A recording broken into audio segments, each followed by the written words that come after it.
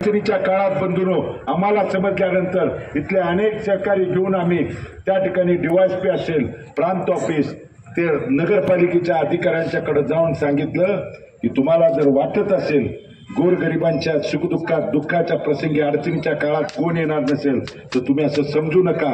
भारत नानांच्या विचाराचे आम्ही हजारो मावळे त्या ठिकाणी शहरात काम करतो आणि म्हणून त्यांना ठणकावून सांगितलं जर आता इथून पुढच्या काळात गोरगरिबाला त्रास देण्याचा प्रकार केला तर जशाच तसा रस्त्यावरती उतरून तुम्हाला त्याच पद्धतीनं ज्या पद्धतीनं भारत नानांनी त्या दरम्यान त्या ठणकावून सांगण्याची भूमिका पार पडली होती ती भूमिका पार पडेल सांगण्यानंतर बंधूंनो त्यांनी ते सगळं थांबवण्याचं काम केलं। हे कशामुळे शक्य झालं?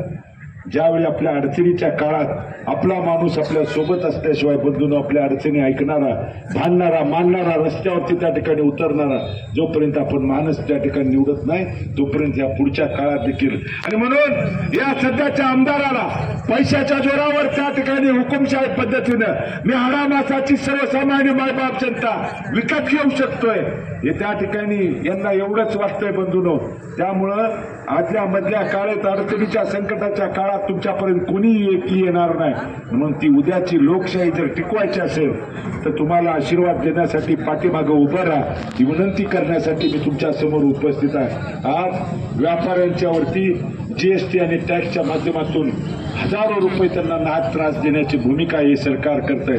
शेतकऱ्याच्या विरोधातलं सरकार शेती भावाचे माल त्या ठिकाणी आज काय परिस्थिती केली आहे या उलट खतं असतील, बी बियाणं, फवारणीच्या औषधाचे दर प्रत्येक आठवड्याला पद्धतवारीला वाढवले जातात आणि शेतकऱ्यांना त्या ठिकाणी त्रास देण्याची भूमिका सर्वसामान्य मायबाप जनतेच्या वरती तर वाढत्या महागाईनं बंधूंनो त्या ठिकाणी त्रास देण्याची भूमिका आज फक्त एवढंच सांगितलं जातं की आम्ही लाडक्या बहीण योजनेचे 1,500 रुपये दिले।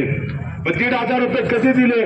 लोकसभेला ज्यावेळी तुम्ही मुळासकट उपटून टाकण्याचं काम या भाजपच्या चुकीच्या सरकारला केलं त्यावेळी यांना आपल्या राज्यात एखादी बहीण माता भगिनी राहते याची जाणीव तर त्या ठिकाणी झाली आणि मग 1,500 रुपये दिले म्हणून सांगत असताना तुम्हाला जर 1,500 रुपये दिले देऊन ती माता भगिनी आशीर्वाद द्यायला पाठीमागे उभा राहायला वाटत असेल तर त्यापेक्षा सुद्धा तिला संरक्षणाची आधाराची त्या ठिकाणी बंधूंनो गरज असते। दिवसा ढवळ्या माता भगिनींच्या वरती अन्याय अत्याचार होतोय, छोट्या आपल्या मुलींच्या वरती 3-4 वर्षांच्या मुलींच्या वरती जर अन्याय अत्याचार होत असताना जर सरकार आणि गृहमंत्री मुख गिळून गप्प बसत असतील तर हे चुकीचं सरकार बदलल्याशिवाय आपल्याला गत्यंतर नाही। म्हणून समाज ज्यावेळी रस्त्यावरती उतरला त्यावेळी मग मराठा समाज मनोज जरांगे साहेबांच्या वरती नेतृत्वाखाली रस्त्यावरती उतरला। काय दिलं सरकारनं? लाट्या काट्या आणि दिवसा डवळ्या गोळ्या चालवल्या।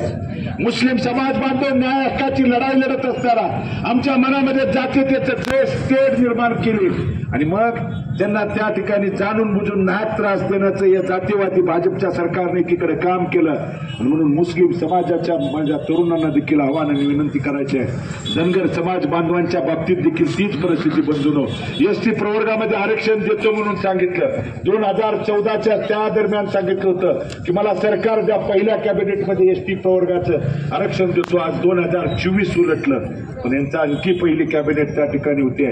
तीच परिस्थिती माझ्या लिंगायत समाजाची, तीच माझी परिस्थिती कोळी समाज बांधवाची आणि मग हे सरकार आपल्या समाजाचे भांडण लावण्याचं पण काम एकीकडे करत आहे। कारण आपला बहुजन समाज एकमेकाच्या हातात हात घालून कुण्या गोविंदानं जर राहिला तर यांची त्या ठिकाणी राजकारणाची पोळी बाजणार नाही। मग आपल्या नेहमी मतभेद कधी मराठा मुस्लिम, कधी मराठा त्या ठिकाणी ओबीसी, कधी मराठा धनगर या समाजाचं जर भांडण झालं, रस्त्यावरती उतरले तर आपली राजकीय पोळी भाजते। एवढंच हे जातीवादी सरकार त्या ठिकाणी बघतंय बंधूंनो आणि म्हणून हा डाव हाणून पाडण्यासाठी उद्याच्या 20 तारखेला बहुजन समाजातल्या प्रत्येक घटकाने एकत्रित येणं काळाची त्या ठिकाणी गरज आहे।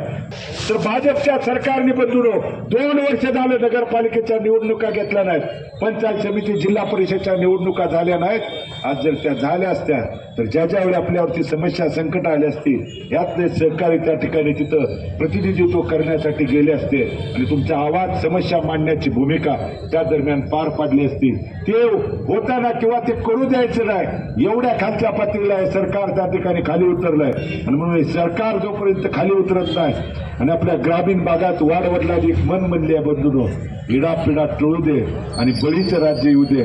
खऱ्या अर्थानं आपल्या राज्यात बळीराजाचं, शेतकऱ्याचं, तरुणांचं, माता भगिनीच्या संरक्षणाचं जर सरकार आणायचं असेल तर हाताच्या चिन्हासमोरचं बटन दाबून तुम्ही आशीर्वाद द्या ही विनंती करतो. तुमच्या आशीर्वादाला, पाठबळाला, सहकाराला किंचितभर देखील तडा जाऊ देणार नाही एवढंच या निमित्तानं सांगतो आणि मी माझं मनोगत थांबवतो. धन्यवाद. जय हिंद, जय महाराष्ट्र.